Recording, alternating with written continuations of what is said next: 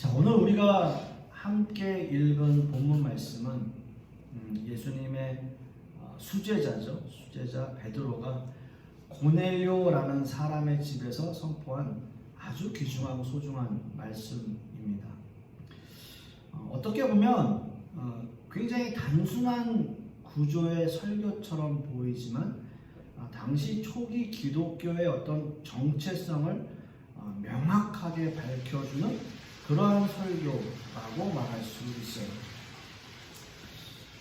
먼저 이 이야기를 우리가 하기에 앞서서 어떠한 상황들이 전개가 되어졌었는지, 그러니까 이러한 일들이 베드로의 설교가 있기 전에 어떤 일들이 있었는지 우리가 좀 알아야 될 필요가 있는데요. 이제 먼저는 고넬료의 이야기가 먼저 시작이 되고, 그 다음에 이제 베드로가 어떤 환상 중에 있었던 그러한 이야기가 이제 시작이 되고, 그러고 나서 이제 둘이 만나게 돼요. 만나는 고넬료의 집에서 만나게 되고, 그러면서 거기에 함께 있던 사람들이 이제 성령 세례를 받는 그러한 장면으로 이제 끝이 나요. 그래서 사도행전 10장 전체는 다 그 고넬료의 이야기로 끝이 납니다. 굉장히 중요한 근데 이제 이슈가 하나가 있는데 이게 뭐냐 하면 28절 말씀을 한번 좀 보시겠어요? 28절 말씀 함께 읽겠습니다. 시작.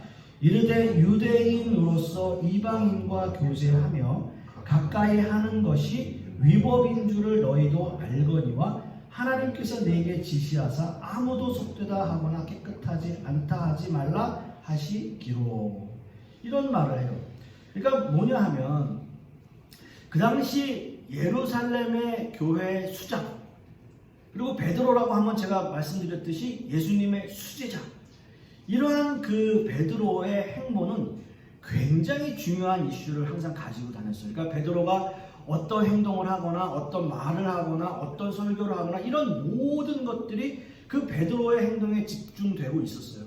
그리고 그가 결정하는 모든 것들이 예루살렘 공의회에서 모든 게 다 이제 채택이 되고 하는 굉장한 중요한 자리에 있었던 사람이 바로 베드로라고 하는 사람입니다. 근데 오늘 우리가 함께 28절 말씀을 읽었듯이 이렇게 이야기를 해요. 고넬료를 만났을 때 베드로가 어떤 말을 하냐면 유대인으로서 이방인과 교제하는 것이나 또는 가까이 하는 것, 그러니까 만나는 것, 함께 하는 것, 그게 어떻다고요? 그게 위법이라는 거예요. 법을 어기는 거예요.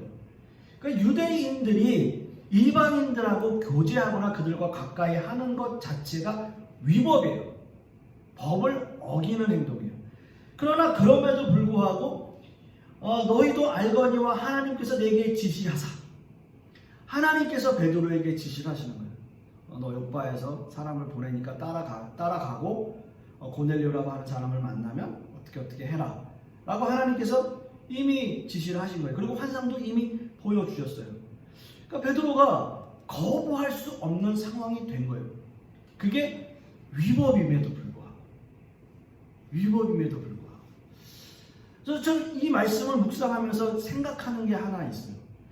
요즘에 이런 일들로 인해서 이슈가 되어지는 여러 가지의 기독교와 관련된 여러 가지 그런 법들, 또는 교단들 사이에서 일어나는 서로 간의 어떤 교단 법들, 또 세상 법들, 이런 것이 교회법과 연관되어져서 여러 가지 그런 제재들이 생기는 것들이 어떤 교단들은 그 법을 풀고 어떤 교단들은 그 법을 더 강화하고, 이제 그런 일들이 우리에게 있단 말이에요.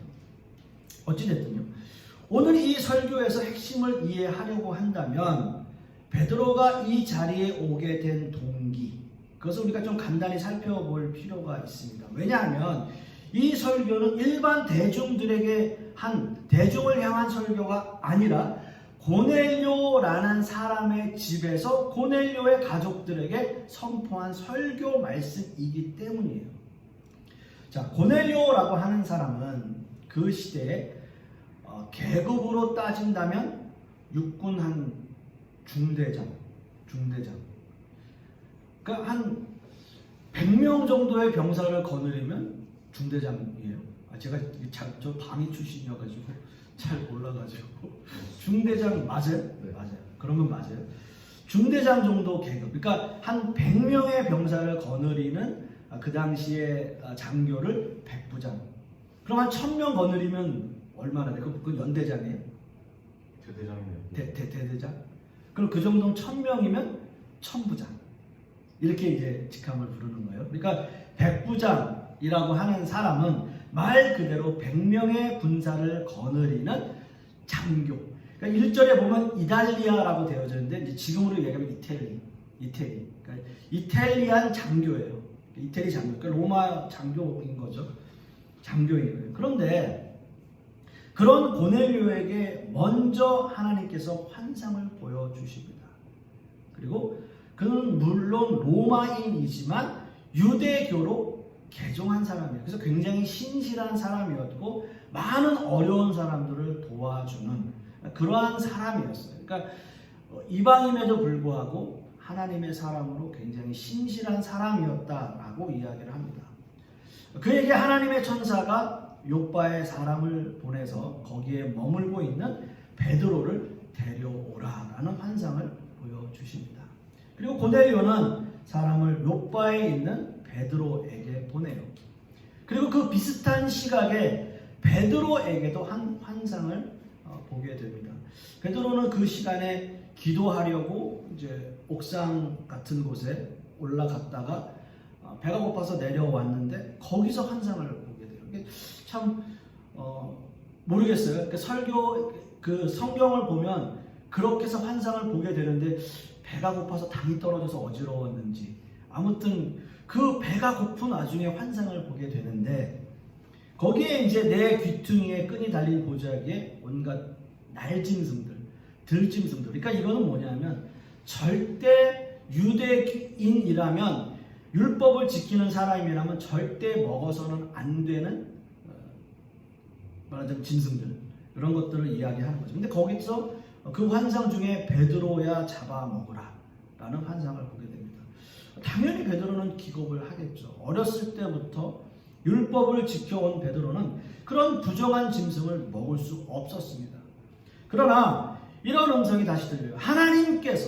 하나님께서 깨끗하게 하고 만드신 것을 속되다 하지 말라 라는 말씀을 하시는데 이것을 3번 이야기합니다. 그리고서 보자기가 하늘로 들려 올라가고요. 베드로는 굉장히 놀라고 당황한 모습으로 그 환상을 깨어납니다.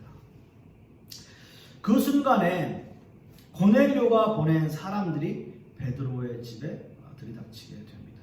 결국 베드로는 그 다음 날 이 사람들을 따라서 고넬료의 집에 함께 가게 돼요. 자, 여러분 한번 우리가 생각해 보아야 할 것은 제가 서두에도 말씀드렸듯이 유대인이 로마인의 집에 들어가는 것 자체가 불법이라고 말씀을 드렸어요. 아마도 베드로 역시 하나님께서 환상 가운데 그에게 말씀하시기는 했지만 뭔가 마음에는 야 이거 이래도 내가 되는 걸까? 라는 마음이 그 안에 없었다고 하면 거짓말이겠죠. 그러나 하나님의 뜻을 깨달은 사람이었기 때문에 그 모든 것들을 무시하고 고넬료의 집에 들어가게 되는 거예요. 이제 베드로에게서 하나님의 말씀을 듣고 싶어하는 고넬료에게 그는 설교를 합니다. 오늘 이 베드로의 설교는 하나님이 사람을 차별하지 않으신다라는 말씀으로 시작이 돼요. 오늘 함께 읽은 말씀을 보시면 베드로가 입을 열어 말하다 내가 참으로 하나님은 사람의 외모를 보지 않으신다. 하나님께서는 차별을 하시지 않는다라는 말씀으로 시작을 합니다. 그러나 그의 설교와는 정반대로 그 당시의 모든 상황들이나 환경들은 전혀 그렇지 않았죠. 베드로는 유대인이었고요. 어떤 의미에서는 베드로라고 하는 사람은 어떤 고상한 종교 지도자는 아니었어요. 어떻게 보면 어부였고 육체 노동을 하는 사람이었고 그러나 예수님을 따라 나선 경건한 사람 중에 한 사람이었습니다. 그 당시에 경건한 유대인들은 철저하게 거룩한 것과 속된 것을 구별하면서 살았고요. 그 베드로가 본 환상은 그 들짐승과 날짐승들은 절대 먹을 수 없는 부정한 음식들이었어요. 다른 한편으로 베드로가 예수님을 믿기 전에는 당연히 그 율법대로 살았겠지만 예수님을 믿기 시작한 이후로는 율법에 대해서 좀 더 관대해지는 그런 모습을 우리가 볼 수가 있는 거예요. 그렇기 때문에 베드로에게 이런 설교는 어떤 의미에서는 당연한 게 아닌가라는 생각을 해볼 수 있습니다. 자, 예수님의 십자가와 부활, 승천 이후에도 예수님의 제자들은 유대교 공동체를 떠나지 않았어요. 여전히 예루살렘 성전을 드나들었고요. 여전히 유대인들의 기도 시간을 지켰고요. 여전히 안식일을 지켰어요. 여러분, 기독교라고 하는 이 종교가 주일 성수를 하게 된 것은 약 그 이후에 예수님이 그 돌아가신 이후에 한 300년 정도 지난 이후부터 주일 성수를 하게 된 거예요. 그러니까 그 전까지는 그렇지 않았죠. 자, 이제 베드로는 하나님이 깨끗하게 하신 것을 인간이 속되다고 할 수 없다라는 말씀을 듣고 결국 고넬료의 집에 들어가서 하나님이 사람을 차별하지 않으신다라는 설교를 시작하게 됩니다. 그리고 여기서 더 중요한 것은요, 베드로가 단지 남을 가르치기만 한 게 아니라 자신 스스로도 하나님의 말씀을 배우고 깨우쳐 간다는 점을 우리는 상당히 놀랍게 평가하고 있어요. 35절 말씀, 후반절 말씀을 한번 보시면 각 나라 중 하나님을 경외하며 의를 행하는 사람은 다 받으시는 줄 깨달았도다. 그러니까 어느 나라 사람들이라도 이방인이라 할지라도 하나님을 경외하고 의를 행하는 사람들, 그런 사람들은 하나님께서 다 받으신다는 거예요. 하나님께서 다 하나님의 사람으로 받으신다는 거예요. 그것을 깨달았다라고 이야기해요. 그러니까 베드로의 입장에서는 이 사실 자체가 이 고넬료의 집을 가게 되고 하나님으로부터 그런 환상을 보게 된 이 모든 것들이 그에게는 정말 놀라운 인생에 있어서의 반전이에요. 엄청난 사건인 거예요. 이방인들에게도 하나님의 그 선하심과 하나님의 그 뜻과 하나님의 은혜가 그들에게도 일어난다, 베풀어진다 하는 것 자체가 베드로에게는 엄청난 사건인 거예요. 그걸 깨닫은 거죠. 많은 기독교인들이 신앙의 성숙이 무엇을 의미하는지 잘 모르는 사람들이 참 많아요. 대개는 교회를 좀 오래 다니고 또는 교회에 잘 적응하고 때로는 교회에서 어떤 직분을 받고 그렇게 되면 저 사람은 좀 신앙심이 있고 교회도 오래 다니셨으니까 믿음도 되게 좋을 거야, 믿음도 신앙도 깊을 거야 라고 생각을 하고 또 그렇게 본인도 스스로 그렇게 인정을 해요. 본인 스스로들도 기도를 좀 더 열심히 하고요, 또 그런 사람들이 또 전도도 열심히 하고 성경의 내용을 좀 알게 되면 그게 바로 신앙적으로 성숙하는 거고 신앙이 깊어지는 거다라고 생각을 하게 되죠. 근데 기독교 신앙은 그야말로 하나님의 뜻을 얼마나 깊이 이해하고 실천하는가, 그거에 따라서 우리의 성숙도가 결정된다는 거예요. 또는 기도가 또 얼마나 세련되게 해야 되는지, 또는 전도를 얼마나 많이 해야 되는지에 따라서 그 사람의 신앙의 척도가 결정되어지지 않는다는 거예요. 저는 제가 목회자이고 나름대로 신학 공부를 할 만큼 한 사람이지만 실제적으로 제가 알 수 없는 성경의 내용들 또는 하나님의 뜻들이 엄청나게 많죠.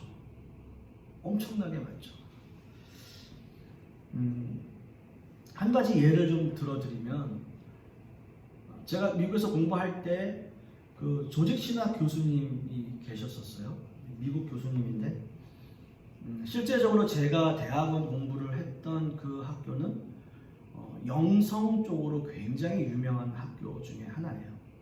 그리고 우리가 많이 알고 있는 리차드 포스터라고 하는 그 신학자가 실제로 우리 학교 교수로 계셨기 때문에 그런 쪽으로 굉장히 유명한 학교 중에 하나인데, 한 학생이 이런 질문을 하는 거예요. 그 교수님한테. 하나님께서 주신 생명을 자기 스스로 저버린, 그러니까 흔히 우리가 자살한 사람들에 대해서 일반적인 보수 신학교 교단들은 당연히 그 사람이 지옥에 갔다 라고 판단하고 이야기를 합니다. 그렇다면 교수님의 견해는 어떻습니까? 라고 이야기하니까 학생들이 굉장히 눈이 막 반짝반짝반짝 하는 거예요. 야, 도대체 저 교수님이 뭐라고 답을 하실까? 라고 이야기를 여쭤보니까 그 교수님이 자기도 모르는데요. 자기도 모른대요. 그러니까 우리가 기대했던 것은 학생들이 기대했던, 또는 보수 교단에서 공부를 했던 학생들이 기대했던 것은 당연히 하나님께서 주신 생명을 본인이 스스로 끊는다면 당연히 지옥 가야죠. 이렇게 얘기를 하는 것이 당연하다라고 생각을 했는데, 그 교수님은 그걸 어떻게 아냐는 거예요. 알 수 있는 방법은 나도 죽어서 나중에 주님을 만났을 때 혹시 그 사람이 있을까? 라고 찾아보지 않는 한 그 모든 생명이든 죽음이든 그 모든 것들을 주관하고 계시는 그 하나님께서 어떻게 그 인간을 구원하셨는지 아니면 지옥에 보내셨는지 우리가 어떻게 할 수 있냐는 거예요. 그래서 그 생각을 그런가?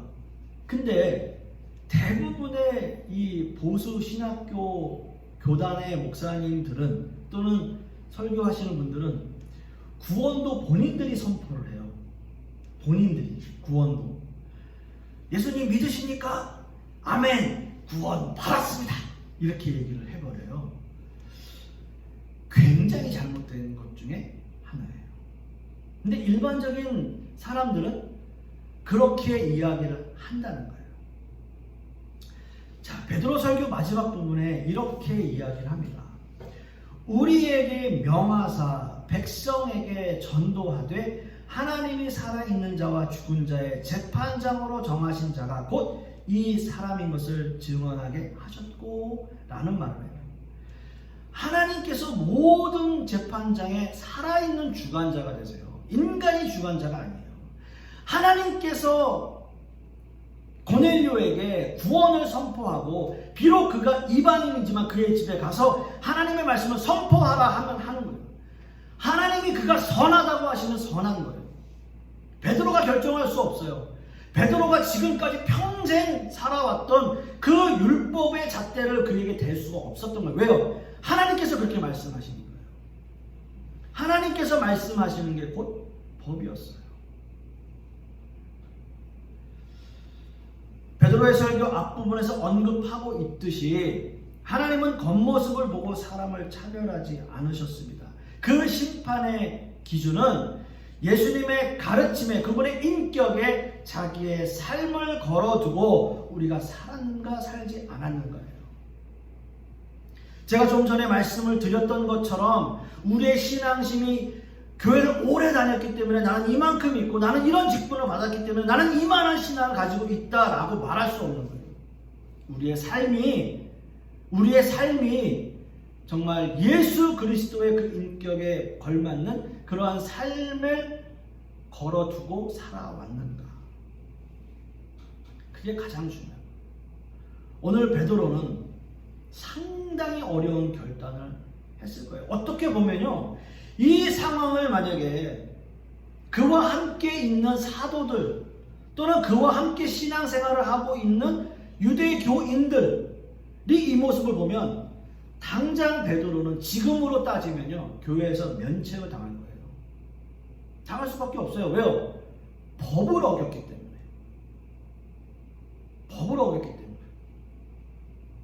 근데 하나님께서 이렇게 하라고 하셨잖아요. 하나님께서 말씀하셨잖아요.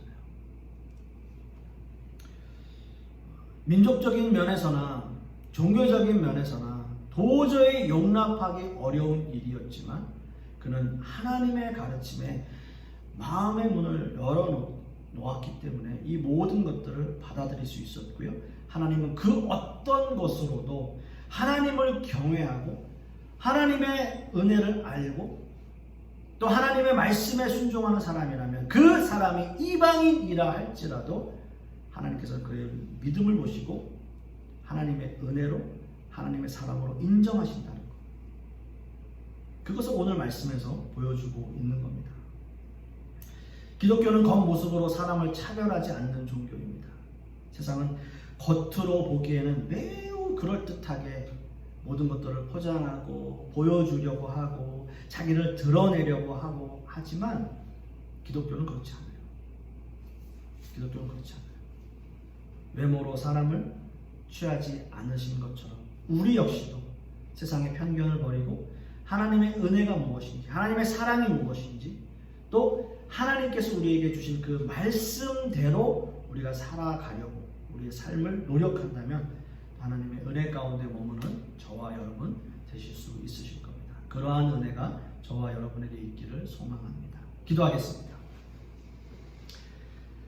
아버지 하나님, 주님의 말씀을 따라 고넬료의 집에 간 그 베드로, 과연 그 마음이 얼마나 불편하고 또는 그 마음 가운데 꺼리낌이 없지는 않았을 겁니다. 그러나 하나님께서 그 모든 것들을 주관하시고 또 인도하시고 또 그에게 말씀을 선포하게 하셨을 때 비록 이방인이라 할지라도 그들에게 성령의 은혜가, 성령 세례가 그들에게 베풀어졌던 이 고넬료의 사건, 이것이 지금 이 시대를 살아가는 우리에게 시사하는 것이 무엇인지 다시 한번 우리가 생각하고 깨닫게 하여 주시옵소서.